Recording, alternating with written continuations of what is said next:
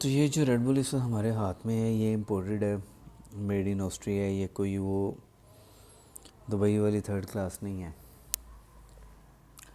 جی۔ یہ ہماری ریڈ بل ہے، یہ ذرا ایکسپینسو ہے، یہ آلموسٹ 1200 روپیز کی ہمیں کاسٹ کر رہی ہے۔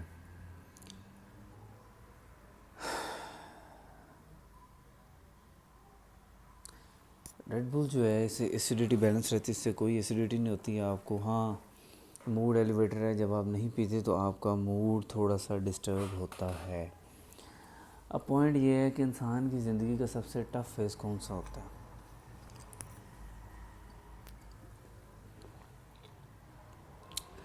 انسان کی زندگی کا سب سے ٹف فیز جو ہے وہ یہ نہیں ہے کہ وہ ایک ایگزام میں فیل ہو گیا، وہ یہ بھی نہیں ہے کہ اس کو کوئی چھوڑ کے چلا گیا، وہ یہ بھی نہیں ہے کہ اس کی زندگی میں کوئی آ گیا، وہ یہ بھی نہیں ہے کہ اس نے پیسے کم کما رہے ہیں۔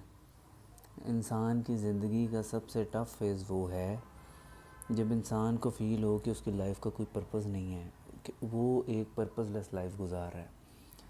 ہمارے بہت سے امیر بچے یا ہمارے درمیانے طبقے کے یا امیر ترین کہہ لیں، بہت سے بچے ایسے ہیں جو صرف دیکھا دیکھی میں کام کرتے ہیں، ان کو خود نہیں پتہ ہوتا کیا کرنا ہے، زندگی میں کوئی مقصد نہیں ہوتا۔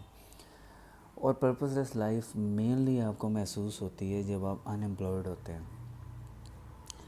میں نے گزارے تھے 6 مہینے ان ایمپلائڈ۔ وہ 6 مہینے ان ایمپلائڈ میں آپ کی ویلیو زیرو، آپ کی اوپینین کی ویلیو زیرو، آپ کی گھر بار ویلیو زیرو۔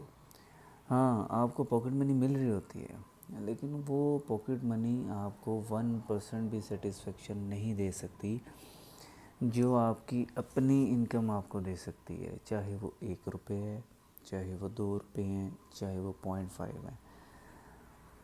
کم پیسے بنانا زندگی کا سب سے ٹف فیز نہیں ہے، کم نے کسی نہ کسی دن زیادہ ہونا ہی ہے، کم نے کسی نہ کسی دن ایک سٹیج اوپر آنا ہی ہے۔